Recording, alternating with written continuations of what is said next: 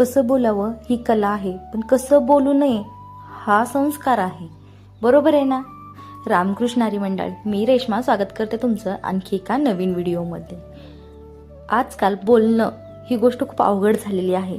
जास्त बोललं तर म्हणतात ह्याला काही काम नाही, सारखं बोलतच बसतो, हा रिकामा टेकडा आहे. आणि कमी बोलावं तर हा बोलतच नाही, ह्याच्यात खूप इगो आहे, एक्सेट्रा एक्सेट्रा. कसं बोलावं, कुठं बोलावं, किती बोलावं, आजकाल ह्या गोष्टींचा खूप विचार करावा लागायला लागलेला आहे. बरोबर आहे ना? पहिली माणसं सहज भेटायची, सहज खूप बोलायची, मनसोक्त बोलून मोकळं व्हायची, मनातलं सगळं सांगायची. पण आजकाल तसं राहिलेलं नाही. प्रत्येकासोबत बोलताना अगदी छोट्यांपासून मोठ्यांपर्यंत बोलताना खूप विचार करून बोलावं लागत आहे. बरोबर आहे की नाही? विचाराची पद्धत बदलली.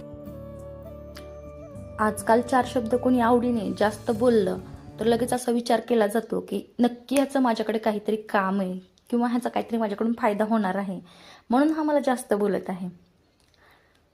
पण न फायदा पाहताही बोलणारी खूप जास्त लोक आहेतच की. काही लोक फक्त नातं जोडण्यासाठी छान बोलतात.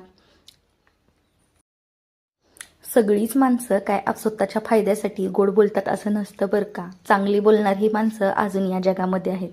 तुम्ही कोणत्या कॅटेगरीत येता नक्की मला कमेंट करून सांगा. आणि तुम्हाला बोलायला आवडतं का तेही सांगा.